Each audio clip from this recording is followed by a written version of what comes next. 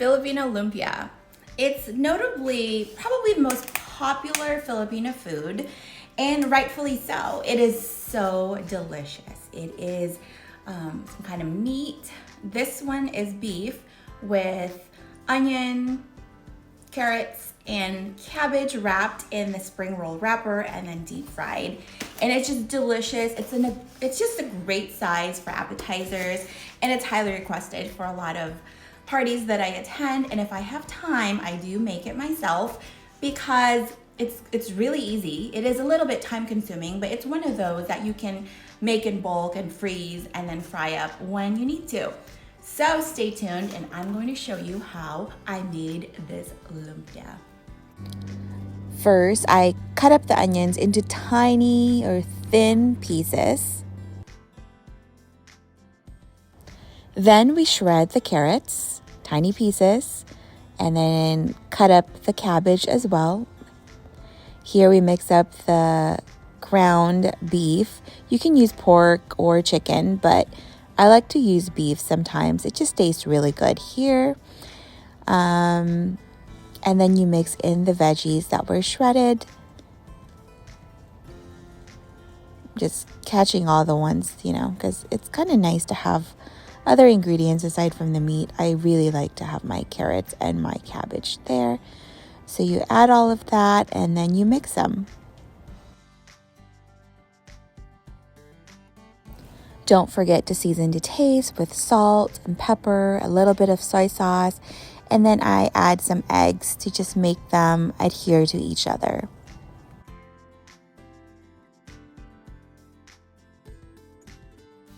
A lot of lumpia wrappers out there, and this is the one that I use because this is the one that my mom has been using, and it's the all-purpose menlo, and it's for Chinese spring roll, Filipino lumpia, Vietnamese chagio, Mandarin mokshu pork, moshu pork. So this is what I like, and I actually have, at any given time, I have at least 4 of these in my fridge, just because you just never know when you need to make lumpia. You have company over, and these are specialty. Like, you have to go to an Asian store for these, whereas like the other ingredients you could just go to any grocery store to get. So I normally have plenty of these, and there is a little work involved, but it's super easy.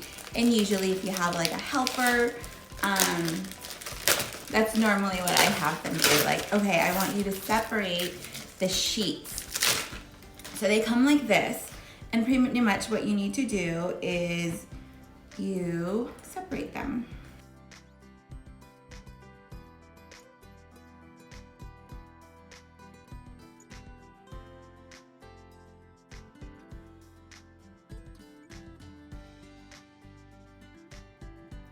So what is this contraption? This is a really cool thing to make sure that you have evenly spread or even amount of the filling in the wrapper.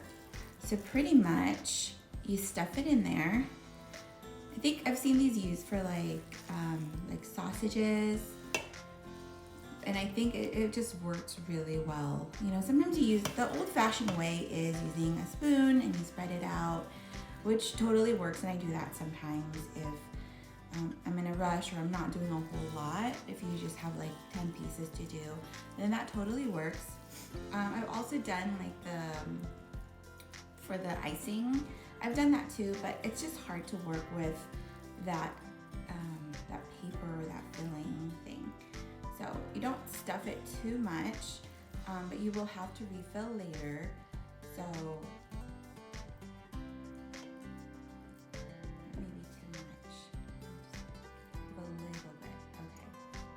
eventually even out. And this is why you have to make everything like thinly cut so that they can go through this. So let me get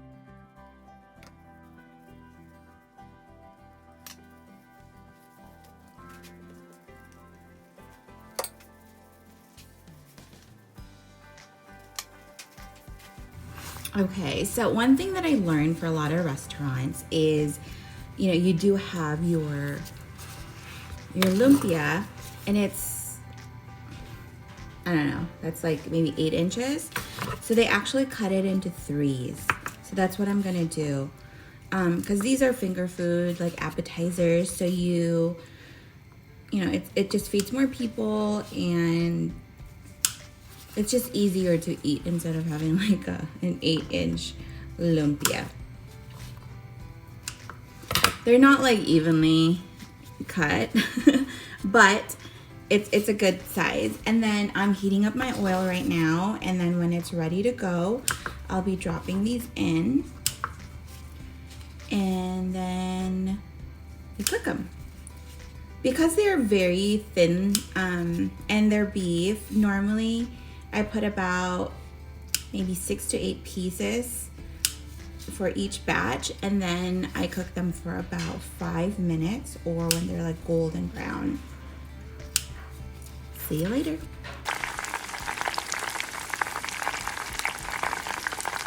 All right, so I just fried up the last batch. So normally it's in a thing like this, and then you put it in a container. So this is totally fine if it's, you know, for home, but because I'm bringing it for my husband's potluck at work, I'm transferring it to another container.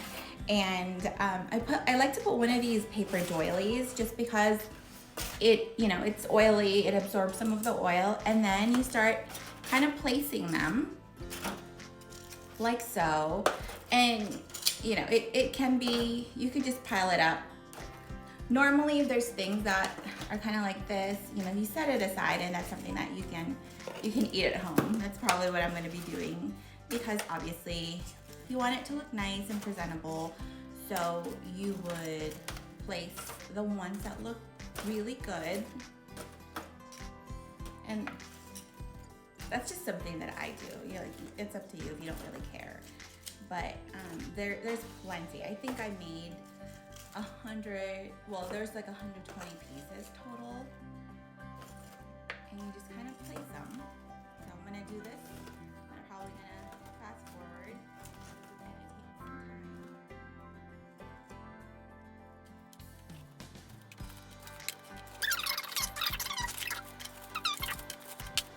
Okay, you know what? I'm gonna finish this in a little bit, but here.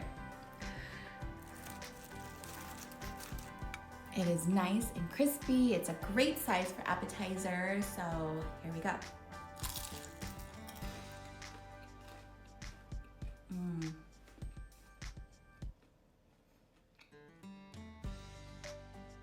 It's so delicious.